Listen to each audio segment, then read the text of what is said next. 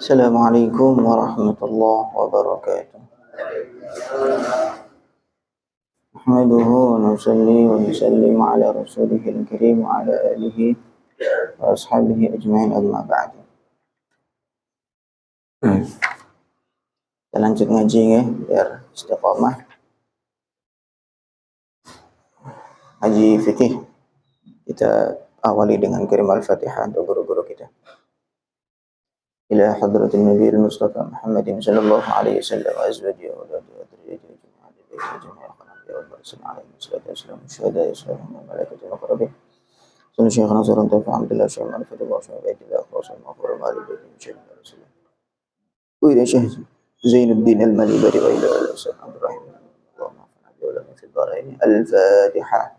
A'udzu billahi minasy syaithanir rajim. Bismillahirrahmanirrahim. Alhamdulillahi rabbil alamin arrahmanir rahim maliki yaumiddin. Iyyaka na'budu wa iyyaka nasta'in. Ihdinas siratal mustaqim. Siratal ladzina an'amta 'alaihim ghairil maghdubi 'alaihim waladdallin.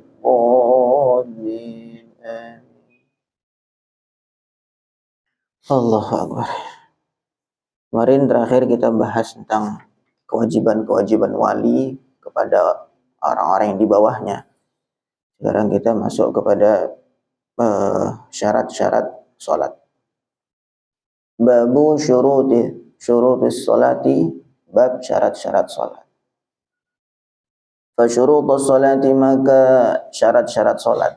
Ia yaitu ma yatawaqqafu alaihi sihhatus sholati, hal-hal yang sahnya sholat itu tergantung padanya. Syarat sholat itu adalah hal-hal yang sahnya sholat itu bergantung padanya. Jadi kalau ada yang tidak ada, maka sholat itu tidak sah. Namanya juga syarat, gitu. Syarat bikin paspor, harus ada KTP, harus ada KK dengan ijazah, misalkan begitu. Kalau salah satu tidak ada, ya berarti tidak boleh bikin paspor, misalnya begitu. Begitu juga syarat sholat. Syarat sahnya sholat ada 1, 2, 3, 4. Kalau salah satu tidak ada, maka sholat tidak sah. Itu namanya syarat. Nah, syaratnya ada 2. Ada syarat sah, ada syarat wajib. Nah, kemarin sudah kita bahas pertama kali itu. Syarat wajibnya sholat adalah pertama Islam. Berarti kalau tidak Islam, tidak memenuhi syarat kewajiban sholat, dia tidak wajib sholat. Yang kedua, dia baligh, sudah dewasa, sudah umurnya sudah cukup. Kalau belum, maka belum memenuhi syarat wajibnya sholat, dia belum wajib sholat, dan seterusnya. Nah, sekarang syarat sahnya sholat. Seseorang sudah wajib sholat, usianya sudah dewasa dan akalnya sehat, kemudian Islam pula, tidak haid dan nifas juga. Nah, sekarang dia mau sholat, sah sholatnya itu ada beberapa syarat. Dia sudah wajib sholat, tetapi sah nggak sholatnya? Walaysa minha, sedangkan perkara itu sendiri, syarat itu sendiri tidak termasuk dalam sholatnya, tidak termasuk dalam amalan sholat itu sendiri. Syarat itu di luar sholat, di luar amalan sholat. Wa quddima, dan didahulukan, mabhatsus syuruti, pembahasan syarat-syarat, alal arkani, di atas rukun-rukun. Didahulukan pembahasan syarat daripada rukun, li'annaha, karena sungguhnya syarat aula bitaqdimi, lebih cocok, lebih lebih layak untuk didahulukan pembahasannya. Idza syaratu, dikarenakan syarat huna yang dimaksud di sini hal-hal yajibu yang wajib taqdimuhu, mendahulukannya, ala sholati, daripada sholat.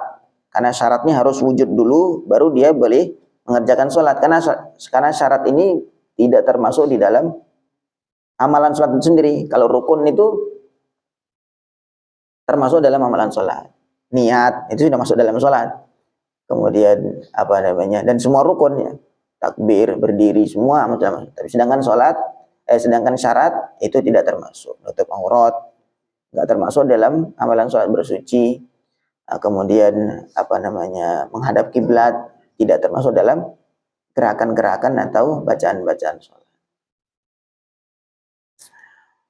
Wastimroruhu, dan wajib istimror, wajib berterusan, wujudnya terus ila akhiriha, sampai akhirnya sholat.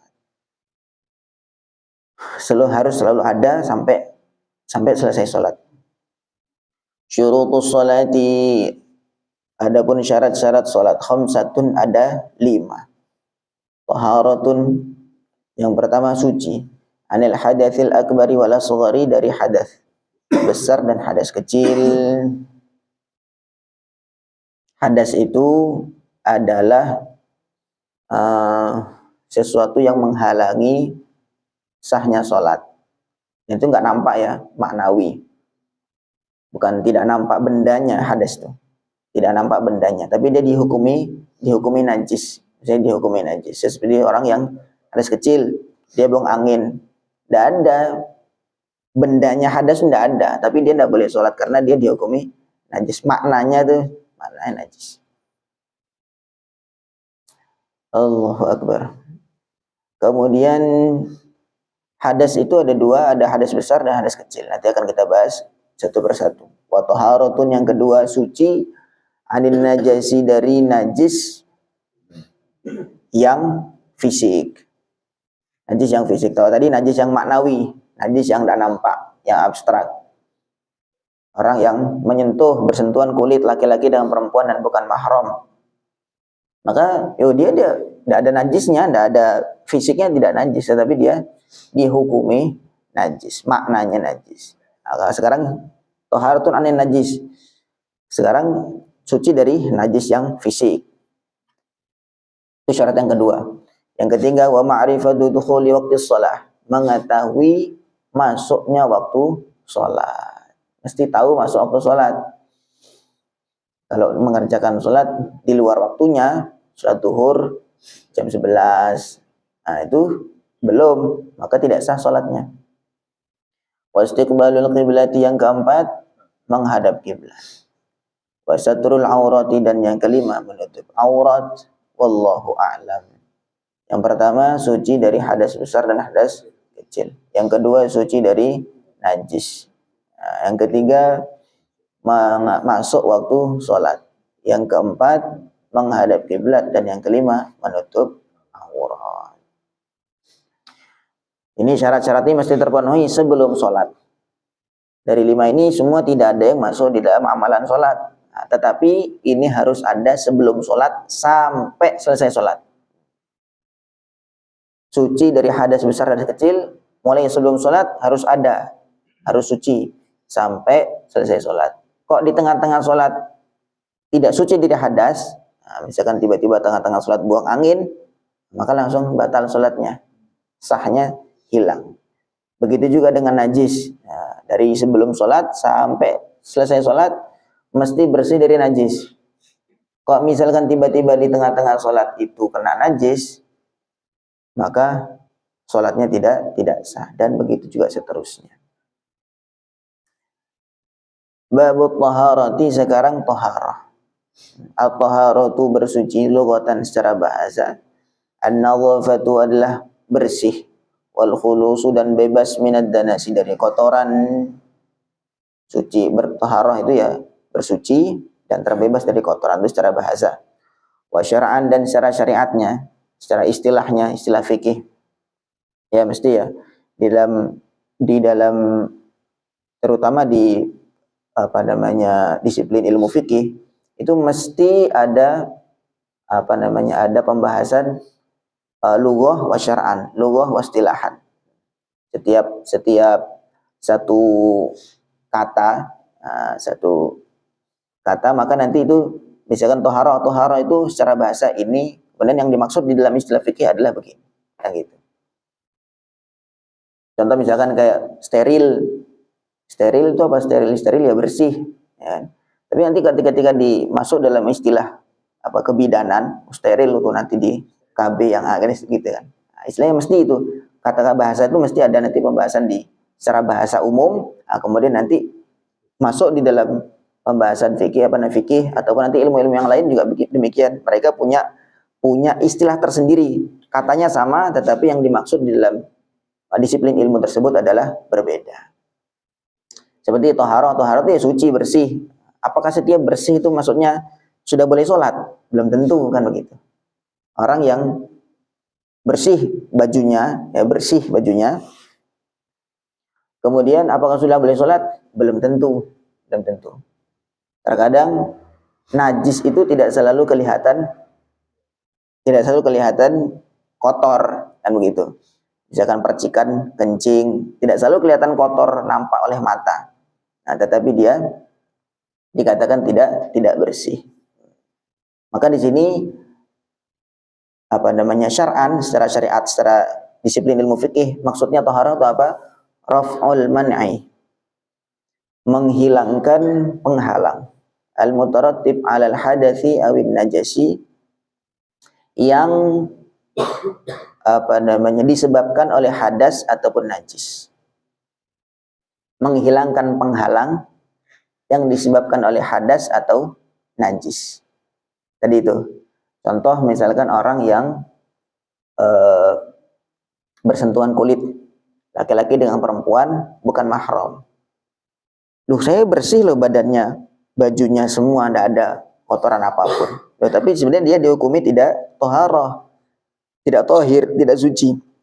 Maksudnya kenapa? Karena dia sudah punya penghalang. Apa itu penghalangnya? Hadas tadi itu, hadas kecil.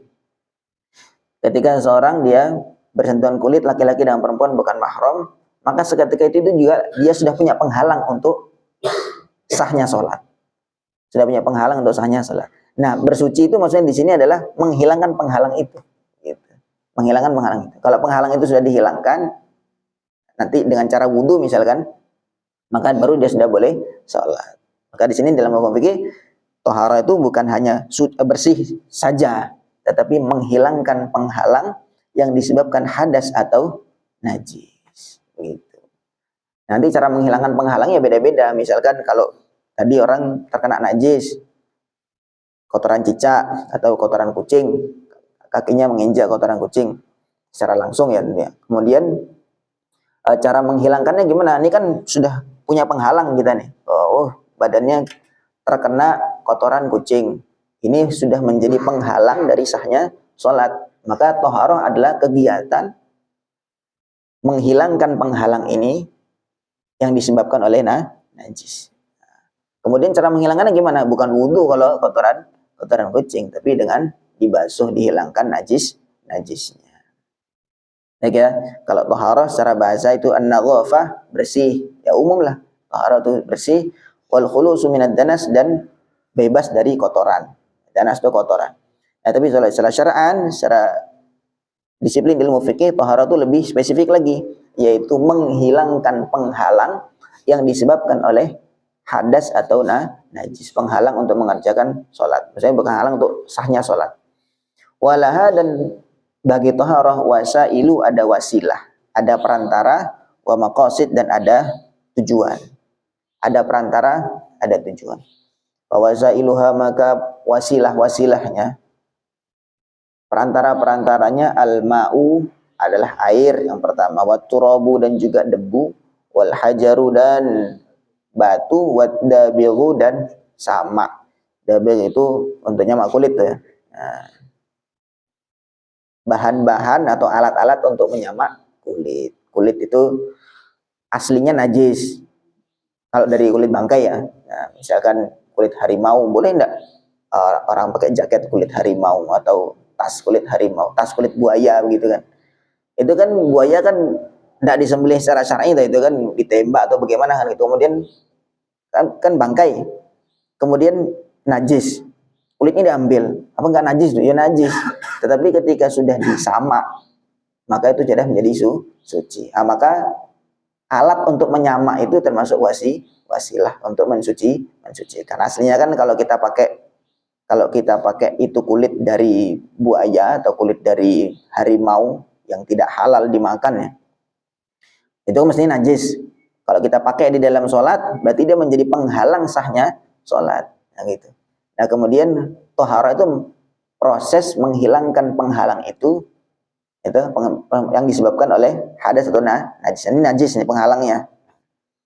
Lah, sekarang kalau misalkan tadi itu penghalangnya berupa kulit hewan yang najis. Bagaimana caranya? Ya bukan dengan wudhu cara menghilangkan penghalang itu, tapi dengan disamak itu tadi. dengan disama. Maka alat penyama itu juga termasuk wasilah dari toharah itu.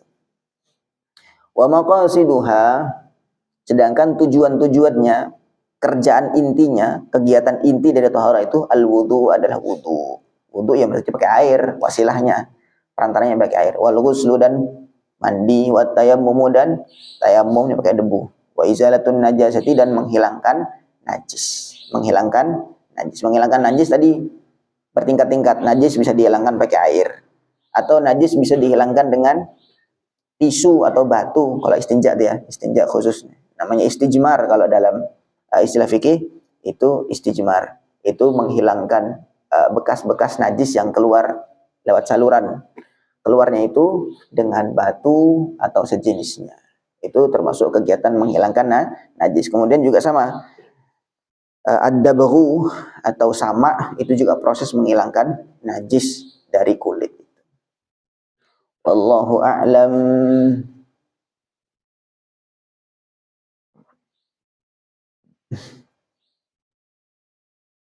Babul miyahi. Sampai sini ada pertanyaan?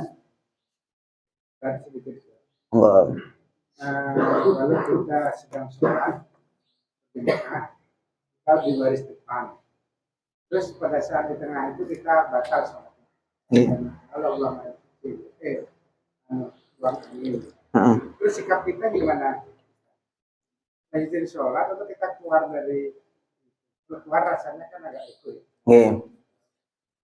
Ketika kita di baris depan itu ya mesti keluar. Kalau dilanjutkan ya tidak sah sholatnya. Begitu, mesti keluar. Maka kemudian bisa ke belakang. Kemudian soft-soft yang di belakang itu mestinya memahami. Jadi memberikan jalan lah, agak geser sedikit, memberikan jalan untuk ke belakang, nembus. Atau misalkan kalau kanan kirinya terbuka, langsung aja lewat ke samping. Misalkan kalau nggak ada tembok ya, langsung ke samping. Itu kan melewati orang sholat, tidak apa-apa, karena itu ada udzur.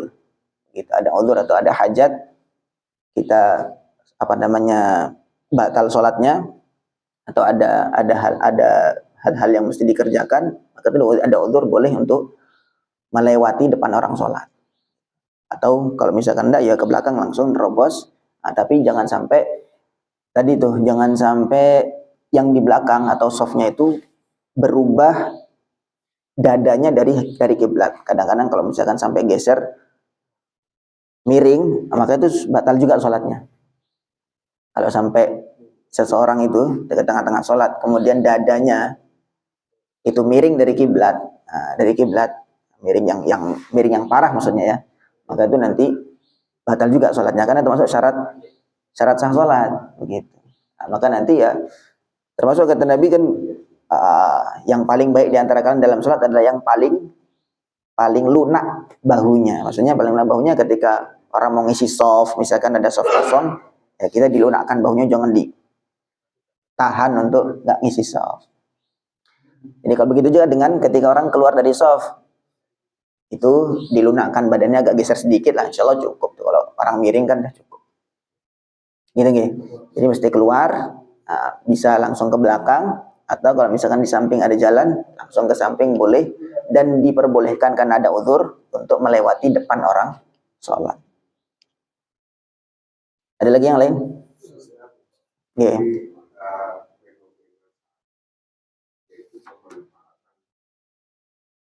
Bahan-bahan dari kulitnya, rambutnya, dijelaskan bahwa barang-barang yang haram, misalnya dari kulit harimau, kulit buaya, sama. Begitu halnya dengan kulit babi, apakah itu sama? Atau mungkin dari rambut babi begitu diolah, itu menjadi halal. Terima kasih, pertanyaan bagus sekali. Jadi untuk penyamaan itu pengecualiannya anjing dengan babi. Itu mau disama dengan cara apapun tetap nggak bisa suci. Itu. Kemudian kalau yang lain baru bisa. Itu kalau yang lain baru bisa. Itu aja mungkin. Kalau babi dengan anjing itu tidak bisa suci dengan cara apapun. Maksudnya suci bendanya lah ya. Kalau misalkan kalau kita kena jilat, kena liurnya, itu kan dihilangkan liurnya. Ya kan? Tapi kalau misalkan kulitnya ini terus jadi suci, itu tidak bisa. Itu tidak bisa. Itu apa namanya? Memang pengecualian. Sedangkan yang lain itu bisa. Selain anjing dengan babi.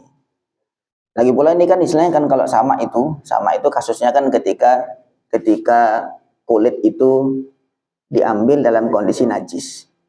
Tapi kalau misalkan kayak kulit sapi habis disembelih, itu sudah suci, itu nggak perlu disama itu.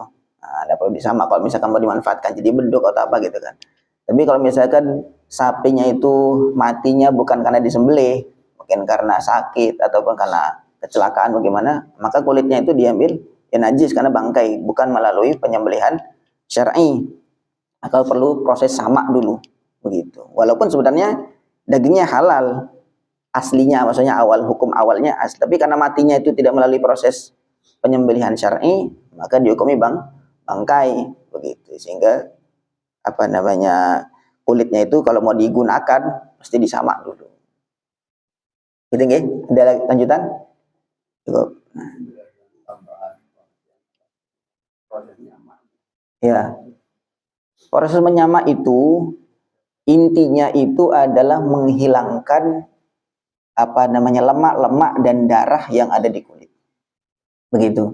Sedangkan alat itu macam-macam ya. Alat itu kalau orang dulu kadang-kadang ada yang pakai, katanya ini pakai kapur, kadang-kadang pakai itu kotoran burung dara, burung merpati itu kadang dipakai itu. Pokoknya hal-hal yang sesuatu yang sepet itu digunakan sampai kulit itu tinggal kulit saja gitu. Nah, kadang-kadang kalau di pabrik ya apa namanya dilihat saja gimana prosesnya. Pokoknya proses penyamaan itu adalah menghilangkan sisa-sisa darah dan lemak yang ada di kulit itu. Sehingga kalau tinggal kulit saja, nah, sudah suci.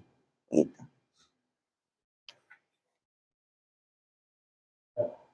Monggo.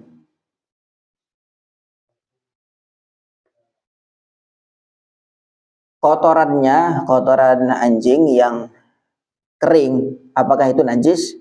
Kotoran itu tetap najis. Kotoran itu tetap najis. Nah, kemudian kalau kita bersentuhan, apakah kita kena najis juga? Gitu kan. Nah, lanjutannya kan begitu. Ada kaidah al-jaf 'alal jaf tahirun bila khilaf. Kalau kering dengan kering itu suci tanpa ada perselisihan. Ini kering, ini suci. Misalkan ini najis misal, ini kotoran anjing. Kemudian bersentuhan, sama-sama kering, maka itu tahirun bila khilaf. Itu suci tanpa ada perselisihan. Kita di pasar, ada anjing di lewat betis kita. Kalau kering dengan kering, sama-sama kering, bulunya kering, kaki kita kering juga, tidak ada yang nempel juga, maka itu tahir bila khilaf. Suci tanpa ada perselisihan di antara para ulama. Tapi kalau barangnya memang tetap najis, kalau kita bawa dalam sholat ya tetap tidak sah. Oke. Bulunya anjing dan babi kalau kering juga sama. Ya sama. Semua hal yang najis, kotoran apapun atau mungkin kulit atau gimana pun itu, bulunya atau apanya itu kalau kering dengan kering bersentuhan entah dengan kulit atau dengan baju dan tidak ada yang nempel, maka itu suci tanpa ada perselisihan. Itu kaidah dalam fikih dalam najis. Ada lagi? Sebelum kita masuk ke pembahasan macam-macam air. Atau saya rasa mungkin insya Allah besok lah ini untuk pembahasan air karena agak panjang. Ada lagi pertanyaan terkait dengan syarat-syarat sholat?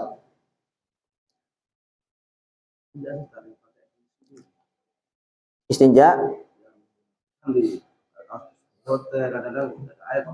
Oke, baik. Istinja itu memang diperbolehkan pakai dua. Boleh pakai air, dan itu yang utama. kemudian boleh juga pakai batu dan semacamnya. Pakai batu dan semacamnya itu ada beberapa syarat. Yang pertama, batu atau hal-hal yang digunakan untuk istinja itu suci. Kemudian yang kedua, bisa menghilangkan. Maksudnya bisa permukaannya tuh kasar. Maksudnya bisa untuk menghilangkan. Tapi kalau misalkan pakai sesuatu yang licin, itu kan nggak bisa dihilangkan kan gitu. Kemudian yang ketiga, bukan perkara yang muhtaram. Muhtaram itu secara syariat itu dimuliakan. Kayak makanan, kayak gitu, pakai roti. Sebenarnya roti teksturnya sebenarnya bisa misal. Tapi karena dia di makanan kan muhtaram ya, dimuliakan, maka tidak boleh pakai itu, haram. Jadi yang pertama suci, kemudian bisa menghilangkan, dan bukan perkara yang muhtaram, bukan perkara yang dimuliakan di dalam secara syariat. Nah itu boleh, kan masih ada sisa masih belum hilang secara total. Itu tidak usah dipikirkan. Memang secara syariat boleh seperti itu. Kadang-kadang ada orang ragu-ragu tuh malah bahaya itu. Tidak apa-apa. Yang penting kita yakin bahwa bagian luar dari saluran itu sudah bersih, sudah nggak basah. Kayak tisu, terus paling mudah malah tisu itu paling mudah itu. Jadi pakai tanah kering bisa kan gitu. Kemudian pakai batu bisa, batu bata dan seterusnya kan gitu, itu bisa. Kemudian itu di asbab nuzulnya ayat fihi rijalun yuhibbuna ayyatatahharu wallahu yuhibbul mutahhirin. Dulu di daerah Kuba itu Nabi mampir waktu hijrah. Kemudian di situ orang-orangnya bersih, suci. Mereka tuh punya kebiasaan bersuci itu dua tahapan. Tahapan pertama mereka pakai batu dulu, baru kemudian pakai air. Maka Allah fihi rijalun yuhibbuna ayyatatahharu. Di sana ada orang-orang yang suka dengan bersuci. Innallah wallahu yuhibbul mutahhirin, dan Allah suka dengan orang yang suci. Itu memang begitu secara syariat, memang tidak boleh ragu. Kita kalau malah ragu dengan syariat. Sekali lagi ya, kalau untuk fikih itu bukan hal yang paten 100%. Gitu. Bukan hal yang paten 100%. Itu hukum fikih semuanya. Tetapi itu sifatnya dhon. Dhon itu 80% ke atas. Maksudnya kita misalkan sholat. Apakah dijamin setiap semua yang duduk di sini 100% yakin suci dari najis? Tidak juga gitu. Tapi kan asalkan di dalam hati sudah dhon, sudah punya prasangka kuat, saya sudah suci, ya sudah begitu. Jadi fikih itu tidak paten 100% enggak begitu. Jadi asalkan ada prasangka kuat, saya ini sudah suci, sudah bersih, maka sudah sah. Begitu juga dengan yang lainnya. Dengan yang lain. Tidak hanya sholat aja, semua hukum fikih begitu. Tidak ada, karena ini memang urusan syariat, bukan tauhid.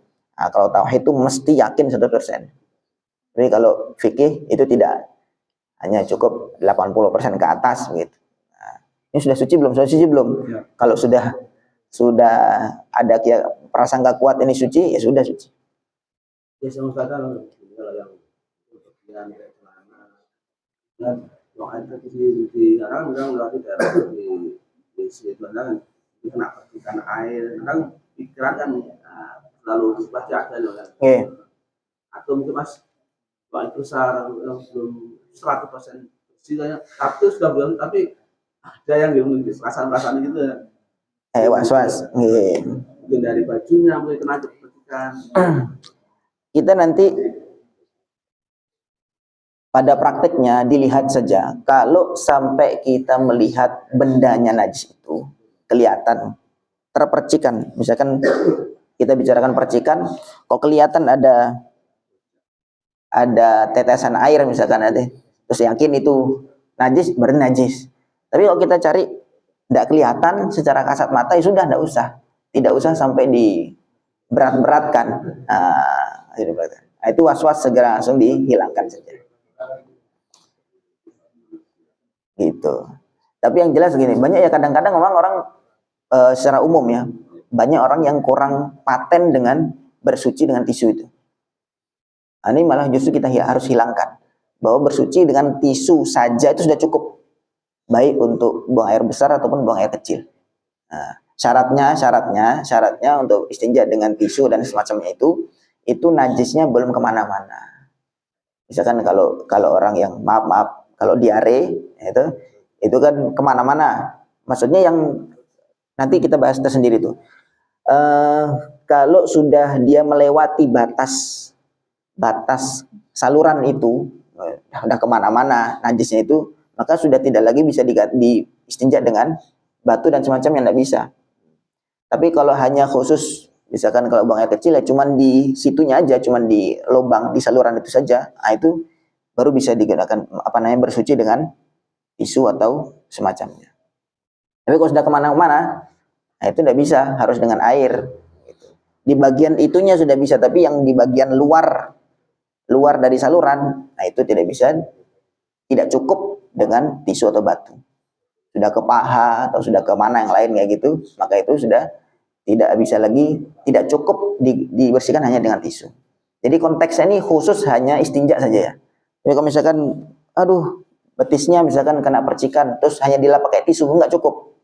Khusus hanya istinja. Istinja itu cebok lah ya, cebok. Nah, itu pun nanti ada syarat-syaratnya tadi itu. Kalau misalkan najisnya sudah kemana-mana, sudah keluar dari daerah keluar saluran keluarnya itu, maka tidak cukup dengan tisu ataupun batu, harus mesti ditambah dengan air. Jadi sudah dimaafkan sisa-sisa najis yang sedikit di saluran itu, asalkan sudah dibersihkan dengan tisu ataupun yang semacamnya, dan sudah ada ada prasangka kuat itu sudah bersih. Nah, tidak perlu kita teliti pakai kaca pembesar dan sebagainya, nggak perlu. Nah, itu pokoknya sudah bersih, langsung langsung dianggap suci. Wallahu a'lam. Mudah-mudahan bisa dipahami dan bisa diamalkan. Subhanallah bihamdihi, subhanakallahumma bihamdika, asyhadu an la ilaha illa anta, astaghfiruka wa atubu ilaik. Assalamualaikum warahmatullahi wabarakatuh.